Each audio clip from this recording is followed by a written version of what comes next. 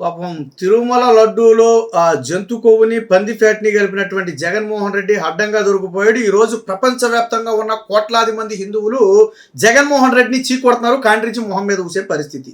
అసలు రాష్ట్ర ప్రజలు జగన్మోహన్ రెడ్డిని 2024 ఎన్నికల్లో నమ్మలేదు కాబట్టి 11 సీట్లు ఇచ్చారు, అది అందరికీ తెలిసిందే. ఇప్పుడు ప్రపంచవ్యాప్తంగా ఉన్నటువంటి హిందువులందరూ కూడా జగన్మోహన్ రెడ్డిని చీకొట్టే పరిస్థితి. జగన్మోహన్ రెడ్డి తనకు తాను డంకా బజాయించుకుంటున్నాడు కానీ ప్రజలు నమ్మరు. ఎందుకంటే నువ్వు ఏ రోజు హిందూ సాంప్రదాయాల్ని గౌరవించరా. నువ్వు తిరుమలకి ఎప్పుడైనా నీ సతీమణిని తీసుకుని నువ్వు వెళ్ళావా? వెళ్ళలేదు. కోట్లాది మంది భక్తులు తిరుమల వెంకటేశ్వర స్వామికి వస్తే నువ్వు నీ ఇంట్లో వెంకటేశ్వర స్వామి సెట్ వేయించుకున్నావు. కనీసం నీ ఇంటి పక్కన ఉన్నటువంటి గుడికి కూడా నువ్వు ఏ రోజు వెళ్ళాలా. అంటే దేవుడి దగ్గరికి నువ్వు వెళ్ళవు, నీ దగ్గరికే దేవుడు రావాలా. హిందూ దేవాలయాల మీద దాడులు జరిగితే ఏ రోజు నువ్వు మాట్లాడాలా. అలాగే ఎల్వి సుబ్రహ్మణ్యం టీటీడీలో అన్యమతస్తులను కట్టడి చేయాలని చెప్పి గట్టి నిర్ణయం తీసుకుంటే ఎల్వి సుబ్రహ్మణ్యాన్ని ఏకంగా సీఎస్ పదవి నుంచి పీకి పక్కన పెట్టావు. అది బహిరంగ సత్యమే. నువ్వు గెలవగానే జెరూసలేం యాత్రకి వెళ్ళావు, సరే అది నీ వ్యక్తిగతం అనుకో, అది పక్కన పెడదాం. కాకపోతే ఇలాగ నువ్వు ఏ రోజు హిందువుల మనోభావాలు నువ్వు ఏ రోజు గౌరవించాల. రాముడు తలదీసేస్తే నువ్వు యాక్షన్ తీసుకున్నావా? ఆంజనేయ స్వామి చేయి ఇరిగిపోతే ఏమవుద్ది, ఇంకో విగ్రహం పెడతాం, రథం తగలబడిపోతే ఏమవుద్ది, ఇంకో కొత్త రథాన్ని జయిస్తారని చెప్పి కొడాలి నాని మాట్లాడినప్పుడు నువ్వు ఏ రోజైనా ఖండించావా? అది నీకు హిందూ సాంప్రదాయాల మీద, హిందూ విలువల మీద నీకు ఉన్నటువంటి గౌరవం.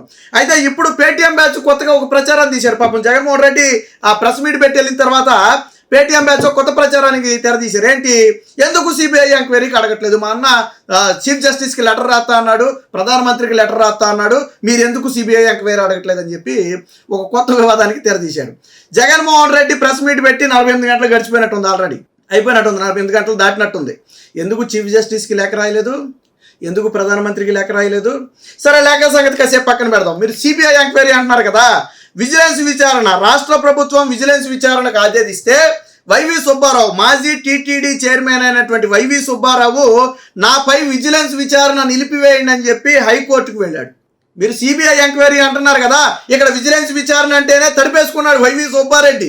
మీకు ఇది కనపట్లేదేమో, విజిలెన్స్ విచారణ అంటేనే వైవి సుబ్బారెడ్డి తడిపేసుకున్నాడు. చూడండి, టీటీడీ బోర్డు చైర్మన్ గా తాను తీసుకున్న నిర్ణయాలు, విధుల దుర్వినియోగం ఆరోపణలతో తనపై నిర్వహిస్తున్న విజిలెన్స్ ఎన్ఫోర్స్మెంట్ విచారణను రద్దు చేయాలని కోరుతూ సుబ్బారెడ్డి హైకోర్టులో వాద్యం దాఖలు చేశారు. ఈ పిటిషన్ హైకోర్టు సోమవారం విచారణకు రానుంది. నేను తీసుకున్న నిర్ణయాలపై వివరణ ఇవ్వాలని విజిలెన్స్ ఎన్ఫోర్స్మెంట్ ఎస్పీ కోరారు. నాపై ఆరోపణలు ఏంటి, అందుకు సంబంధించిన ఫైళ్లు ఇవ్వండి అని కోరితే స్పందించలేదు. అంటే టీటీడీ హయాంలో తీసుకున్నటువంటి అనేక నిర్ణయాలు, ఆ నిర్ణయాల్లోనే ఈ నేతి కొనుగోలు ఒకటి. మీరు నందినికి కాదని ఇచ్చారు కదా ఆ నేతిని. 50 సంవత్సరాలుగా టీటీడీకి నేతిని సప్లై చేస్తున్న నందిని బ్రాండ్ని కాదని మీరు ఆల్ఫా అనే ఒక ముస్లిం, ఆ పేరులోనే ముస్లిం ఉంది, దానికి ఎందుకు ముస్లిం అని నేను అన్నానంటే దానికి హలాల్ సర్టిఫికేట్ ఉంది. వీళ్ళు ఏదైతే నేతి సప్లైకి కాంట్రాక్ట్ ఇచ్చారో దాని పేరు ఆల్ఫా, పేరులోనే అర్థమవుతుంది. పక్కన పెడితే దానికి ఏం సర్టిఫికేట్ ఉందంటే హలాల్ సర్టిఫికేట్ ఉంది. అలాంటి ఒక కంపెనీకి మీరు ఇచ్చారు కదా కాంట్రాక్టు, మరి ఎలా ఇచ్చారో చెప్పాలి కదా.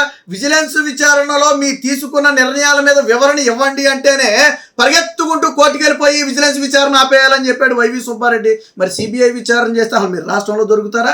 దేశం దాటి పారిపోరా? మీరు దొరుకుతారా? మీరు టీటీడీ విషయంలో సిబిఐ విచారణ జరిగితే మీరు దొరుకుతారా? రేపటి రోజున ఖచ్చితంగా జరిగేది సిబిఐ విచారణే. ఇక్కడ జగన్మోహన్ రెడ్డి కూడా ఒక దొంగ తెలివి అలవాటు. ఫస్ట్ దానే పొగాయిస్తాడు, తర్వాత తానే తప్పుకుంటాడు. మీకు ఉదాహరణ ఒకటి చెప్తాను నేను. గతంలో వివేకానంద రెడ్డి చనిపోయినప్పుడు మొట్టమొదటి సిబిఐ ఎంక్వైరీ అడిగింది ఎవరండి? ఎవరు అడిగారు? జగన్మోహన్ రెడ్డి అడిగాడు. అప్పుడు ప్రతిపక్ష హోదాలో ఉన్నప్పుడు సిబిఐ ఎంక్వైరీ అడిగాడు. ఓకే, బాగుంది. తర్వాత ముఖ్యమంత్రి కాగానే సిబిఐ ఎంక్వైరీ వద్దని కోర్టుకు వెళ్ళింది ఎవరండి? కోర్టుకు వెళ్ళింది ఎవరు?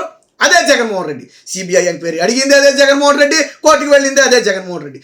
బాబాయి హత్య కేసులోనే నువ్వు 4-5 నెలల వ్యవధిలోనే నాలుగు మార్చేసావే. హత్య తర్వాత నువ్వు ముఖ్యమంత్రి అవడానికి 2-3 నెలల గ్యాప్ అంతే మార్చేసావే. అలాంటిది ఇప్పుడు మాత్రం దొంగ నాటకాలు కదా. 48 గంటలు గడిచింది, నువ్వు ఎందుకు సుప్రీంకోర్టు ప్రధాన న్యాయమూర్తికి లేఖ రాయలేదు? ఎందుకు సుప్రీంకోర్టు అలాగే మోడీకి ఎందుకు లేఖ రాయలేదు? నువ్వు సుప్రీంకోర్టుకి మోడీకి ఎందుకు లేఖ రాయలేదు? సిబిఐ విచారణ నేను కోరుతున్నాను, ఒక లేఖ రాయొచ్చు కదా, ఎందుకు రాయలేదు? పేటీఎం బ్యాచ్ ఈ విషయాన్ని మర్చిపోతున్నారు. విజిలెన్స్ విచారణ అంటేనే తొడుపుకుని పరిగెత్తారు మీరు. విజిలెన్స్ విచారణ అంటే కోర్టుకెళ్ళి ఆపేమన్నారు. ఎందుకు ఆపాలి? విజిలెన్స్ విచారణ ఎందుకు ఆపాలి? ఒకటే ప్రశ్న, విజిలెన్స్ విచారణ ఎందుకు ఆపాలి? ఏ అవకతవకలు జరగకపోతే, ఎటువంటి ఆధారాలు అక్కడ లేకపోతే నీకెందుకు భయం? గుమ్మడికాయలు దొంగ ఎవడంటే భుజాలు తడుముకున్నట్టు ఎందుకు వైవి సుబ్బారెడ్డి కోర్టుకు పరిగెట్టాడు? పేటీఎం బ్యాచ్ మీకు మీరు డప్పు కొట్టుకుంటే ఓకే, దాన్ని గొప్పగా ఏదో ఫేస్బుక్లోనో లేకపోతే ట్విట్టర్లోనో లేకపోతే ఇంకో ఇన్స్టాగ్రామ్లోనో లైక్లు వచ్చి వ్యూస్ వస్తే అది గొప్ప, ప్రజలు నమ్మేశారు అనుకుంటున్నారు. 2024 ఎన్నికల్లో చూసాం ఏం చేశారు ప్రజలు. మీరు కొట్టుకున్న డప్పు మొత్తాన్ని చూశారు, తర్వాత ఓటుతో గుద్దారు. ఏమైంది? ప్రతిపక్ష హోదా లేకుండా మూలన పడాలి. రాష్ట్రంలో తలదాచుకోలేక జగన్మోహన్ రెడ్డి కర్ణాటక బెంగళూరు పారిపోతున్నాడు, పక్క రాష్ట్రం పారిపోతున్నాడు. జగన్మోహన్ రెడ్డి ఈ 100 రోజులు గడిచినట్టుంది, 102 రోజులు 103 రోజులు అయినట్టుంది. ఈ 100 రోజుల్లో జగన్మోహన్ రెడ్డి కేవలం 20 రోజులు ఏంటో ఏపీలో ఉన్నాడు, మిగతా 70-80 రోజులు ఎక్కడ ఉన్నాడంటే పక్క రాష్ట్రంలో ఉన్నాడు. అంటే రాష్ట్రంలో తల కూడా ఎత్తుకుని తిరగలేని దారుణమైన ఓటమిని చవి చూశాడు జగన్మోహన్ రెడ్డి. ఈరోజు టీటీడీ విషయంలో జగన్మోహన్ రెడ్డి చేసింది ఘోరాతి ఘోరమైన పాపం. మీరు నందిని బ్రాండ్ను ఎందుకు తప్పించారనే దానికి ఈ రోజుకి జగన్మోహన్ రెడ్డి దగ్గర సమాధానం లేదు. రివర్స్ టెండర్ అంట. ఎవడబ్బ సొమ్ముతో ఆ నేతిని కొంటున్నారు? జగన్మోహన్ రెడ్డి జేబులో ఏమన్నా తీసిపెట్టాడా? గవర్నమెంట్ జేబులో నుంచి ఏమన్నా తీసిపెట్టిందా? లేదు కదా. ఎవరి సొమ్ము అది? భక్తుల సొమ్ము. మరి భక్తుల సొమ్ములో రివర్స్ టెండర్ వేసి ఆదా చేయమని నిన్ను ఎవడడిగాడు నిన్ను? మీకు విషయం తెలుసా?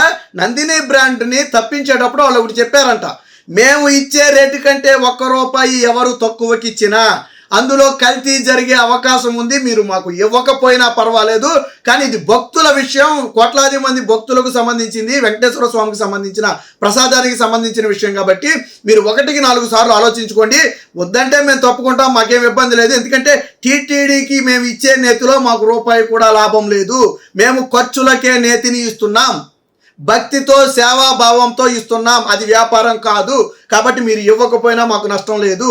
కానీ ₹1 తక్కువకి ఇచ్చినా అది ఖచ్చితంగా కల్తీ జరిగే అవకాశం ఉందని నందిని కంపెనీ నొక్కే నాడు టీటీడీ బోర్డుకు చెబితే, నాడు ధర్మారెడ్డికి చెబితే, అయినా మాకు తక్కువకే కావాలి, మీరు ఎలా ఇచ్చినా పర్లేదు, మాకు తక్కువకే ఇవ్వాలన్నారంట. అంటే ఏం చెప్పారంటే వీళ్ళు ఇండైరెక్ట్గా మీరు కల్తీ చేసి ఇచ్చినా పర్లేదు, మాకు తక్కువకి ఇవ్వండి అని అడిగారంట వీళ్ళు నందిని ఒకటే చెప్పింది, మేము తిరుమల తిరుపతి దేవస్థానానికి భక్తితో నేతిని సప్లై చేస్తున్నాం, మేము నాణ్యత విషయంలో రాజీ పడలేం, అలాగని రేటు విషయంలో రూపాయి కూడా మేము తగ్గలేం. ఎందుకంటే మేము లాభాల కోసం దాన్ని ఇవ్వట్లా, మేము లాభం అయితే ₹1 తగ్గించుకుని ఇస్తాం, కానీ మేము లాభం కోసం ఇవ్వట్లా, మాకు ఏదైతే ఆ రేటు పడిందో మేము దానికే ఇస్తున్నాం, కాబట్టి మేము నాణ్యతలోనూ రాజీ పడం, రేటులోనూ రాజీ పడం అని చెప్పి తెగేసి చెప్పారంట. అంటే వాళ్ళ ఉద్దేశం ఏంటంటే మీరు ఎలా ఇచ్చినా పర్లేదు, మాకు ఆ రేటుకి ఇవ్వండి, అంటే మీరు కల్తీ చేసినా పర్లేదు మాకు ఇవ్వండి అని అర్థం.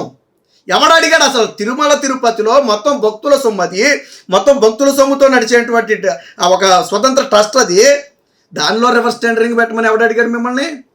ఇందులో కుట్రకోణం లేదా?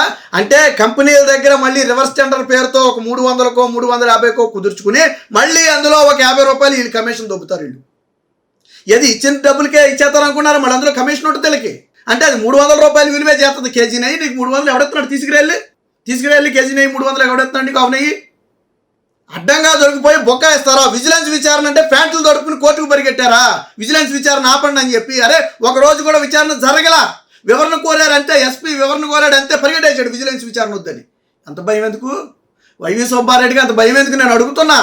మీరు కొడుతున్నారు కదా సిబిఐ విచారణ, విజిలెన్స్ విచారణ అంటే ప్యాంట్ దొరుకున్నారు. నిజంగా సిబిఐ విచారణ అంటే దేశం వదిలి పారిపోతారు, మీరు దొరకకుండా దేశం వదిలి పారిపోతారు. జగన్మోహన్ రెడ్డి 48 గంటలైంది నేను లేఖ రాస్తానని, ఇప్పటికి సడీ చప్పడి లేడు, మొన్న వచ్చి ప్రెస్ మీట్ పెట్టి పరారు, ఇక అంతే, మళ్ళీ గడపట్ల.